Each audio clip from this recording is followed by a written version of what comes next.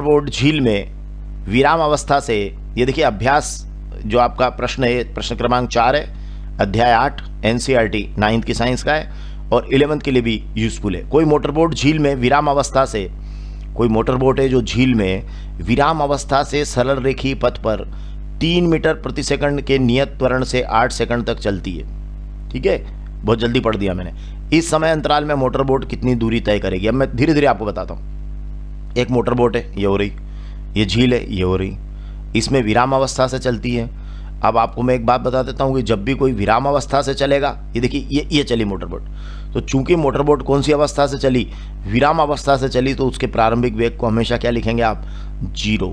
तो विराम अवस्था से चली, शब्द का ध्यान रखिएगा, विराम अवस्था से, तो विराम अवस्था से चली तो प्रारंभिक वेग हो गया 0 मीटर पर सेकंड। ठीक है, अब सरल रेखीय पथ, ये सरल रेखीय पथ है इसका, 3 मीटर प्रति सेकंड की नियत त्वरण, तो त्वरण हो गया 3 मीटर प्रति सेकंड स्क्वायर। ठीक है, 3 मीटर प्रति सेकंड स्क्वायर की नियत त्वरण, तो त्वरण आपका एक्सलेरेशन जो है 3 मीटर पर सेकंड स्क्वायर हो गया, ए का मान है ना, ये पहचानना है आपने को। 8 सेकंड तक चलती है, टाइम हो गया 8 second, T is equal to 8 second हो गया।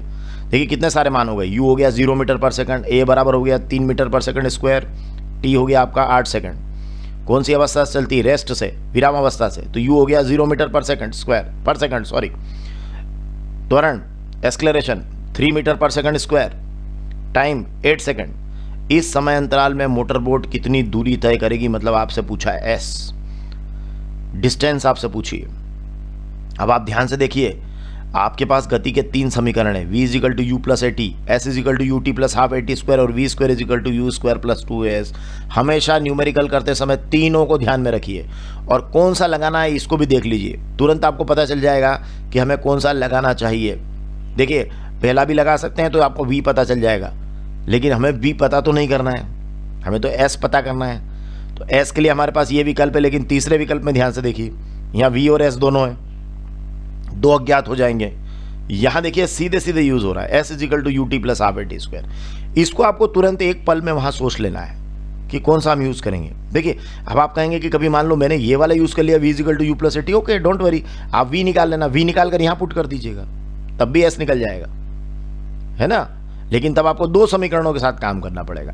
अभी ये वेरी सिंपल, कभी कभी ऐसा भी होगा कि आपको 2 के साथ काम करना पड़ेगा, पर अभी आपको सिंपली इस इक्वेशन से आपका काम चल रहा है, S is equal to U T plus half A T square, क्योंकि इसमें सारे मान आपके पास में है, एक मान को छोड़कर, और वो है आपका दूरी का मान। तो S is equal to U T plus half A T square में वैल्यू पुट कर दीजिए, आपके पास सारी वैल्यूज हैं यहाँ पे। S is equal to U के प्लेस पर 0 है, इंटू टी के प्लेस पर 8 सेकंड है। ठीक है, ये देखिए 8 सेकंड तक चलती है, प्लस हाफ ए के प्लेस पर 3 है, देखिए 3 मीटर पर सेकंड स्क्वायर का नियत त्वरण है, तो ये त्वरण की जगह 3 लिख दिया आपने, और टी स्क्वायर मतलब ये हो गया 8 का स्क्वायर। अब 0 में 8 का गुणा आपका 0 हो जाएगा, इसको आप हटा दीजिए, 1/2 गुणा 3 गुणा 8 का स्क्वायर, 8 स्क्वायर 64 हो गया, और 64 को आपने 2 से जब भाग लगाया तो ये 32 हो गया, तो 3 गुणा 32 हो गया, और 32 में 3 का गुणा जब आप करने गए तो ये हो गया 96 मीटर।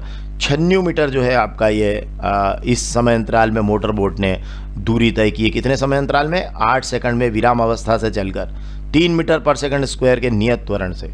तो इस तरीके से 96 मीटर इसके द्वारा चली गई, ये आपकी दूरी निकल आएगी। और क्वेश्चन पर जाते हैं।